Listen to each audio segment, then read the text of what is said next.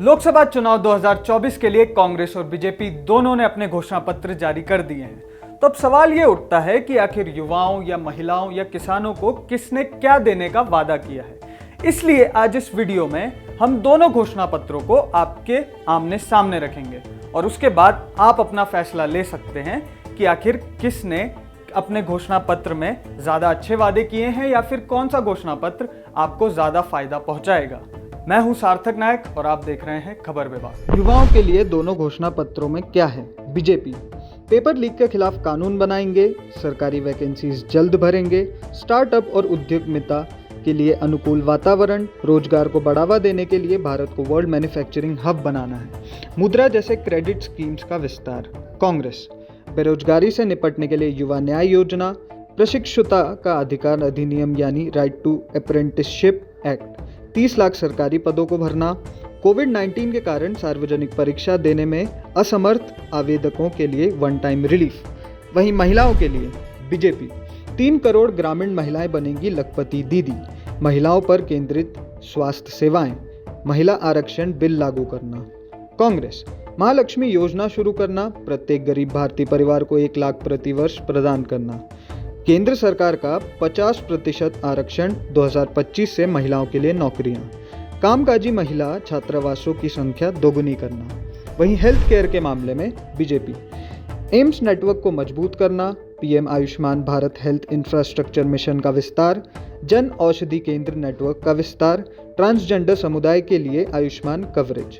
वहीं कांग्रेस 25 लाख तक कैशलेस बीमा, जो कि राजस्थान का मॉडल है, सार्वजनिक स्वास्थ्य केंद्रों में निशुल्क सार्वभौमिक स्वास्थ्य सेवा, 2028-2029 तक स्वास्थ्य देखभाल बजट में एक्सपेंडिचर का 4% की वृद्धि।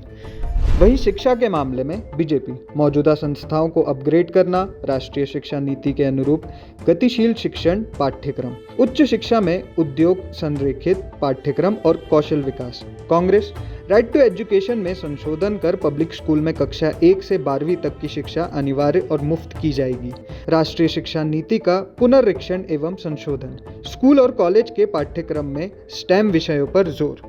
वहीं किसानों के लिए बीजेपी पीएम फसल बीमा योजना को मजबूत करना, एमएसपी बढ़ाना। वहीं कांग्रेस एमएसपी की लीगल गारंटी, एग्रीकल्चरल सेक्टर के लिए कृषि वित्त पर एक स्थायी आयोग की स्थापना। वहीं वरिष्ठ नागरिकों के लिए बीजेपी 70 वर्ष से अधिक उम्र के लोगों को मुफ्त स्वास्थ्य बीमा, तीर्थ यात्रा करने वाले वरिष्ठ नागरिकों के लिए संवैधानिक सुविधाएं बनाना। Congress right of persons with disability act को लागू किया जाएगा, वरिष्ठ नागरिकों, विधवाओं और विकलांग व्यक्तियों के लिए पेंशन अंशदान बढ़ाकर 1000 रुपये प्रति माह किया जाएगा, सार्वजनिक परिवहन में यात्रा रियायतें। वहीं अर्थव्यवस्था के लिए बीजेपी भारत को तीसरे सबसे बड़ी अर्थशक्ति बनाने की गारंटी, इन्फ्लेशन कम करना प्लस आर्थिक विकास, रोजगार के अवसर बढ़ाना और करदाताओं को समर्थन देना। वहीं कांग्रेस अगले 10 साल में जीडीपी दोगुना करना, गिग श्रमिकों और असंगठित श्रमिकों के अधिकारों और सामाजिक सुरक्षा की रक्षा के लिए कानून, फ्री ट्रेड और नियम आधारित अंतर्राष्ट्रीय वाणिज्य के लिए समर्थन। वहीं राष्ट्रीय सुरक्षा के लिए बीजेपी अधिक कुशल संचालन के लिए सैन्य थिएटर कमांड, भारत की सीमाओं पर बुनियादी ढांचे का विकास, सशस्त्र बलों और पुलिस के लिए आधुनिक हथियार और मशीनरी। वहीं कांग्रेस अग्निपथ योजना को समाप्त करना, राष्ट्रीय सुरक्षा रणनीति जारी करना, चीफ ऑफ द डिफेंस की नियुक्ति की प्रक्रिया को संस्थागत बनाना, 1 रैंक 1 पेंशन।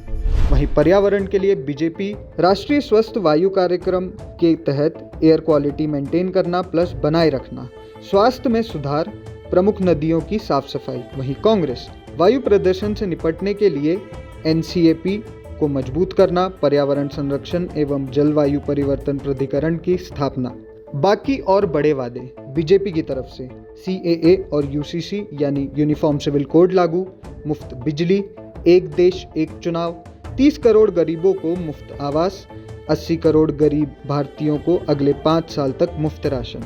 वहीं कांग्रेस LGBTQ+ व्यक्तियों के बीच मिलन की मान्यता, राष्ट्रीय न्यूनतम वेतन 400 रुपये प्रतिदिन सुनिश्चित करना, आर्थिक रूप से कमजोर वर्गों के लिए नौकरियां, शैक्षणिक संस्थानों में 10% कोटा, जम्मू कश्मीर को पूर्ण राज्य का दर्जा मिलेगा। तो दोनों घोषणा पत्रों के बारे में जानने के बाद अब सवाल ये है कि किस घोषणा पत्र ने आपको ज्यादा प्रभावित किया है। उससे बड़ा सवाल यह है कि क्या ये जो वादे किए गए हैं, क्या ये दोनों में से कोई भी पार्टी पूरा कर पाएगी या पूरा करेगी? आपको क्या लगता है? हमें कमेंट्स में जरूर बताएं, अपनी राय भी बताएं और आपको दोनों में से किसका घोषणा पत्र ज्यादा बेहतर लगा या फिर आपको किस घोषणा पत्र ने ज्यादा प्रभावित किया, हमें कमेंट्स में जरूर बताएं। और अगर वीडियो पसंद आया हो इसे लाइक करें, अपने दोस्तों के साथ शेयर करें और हमारे चैनल को सब्सक्राइब करें।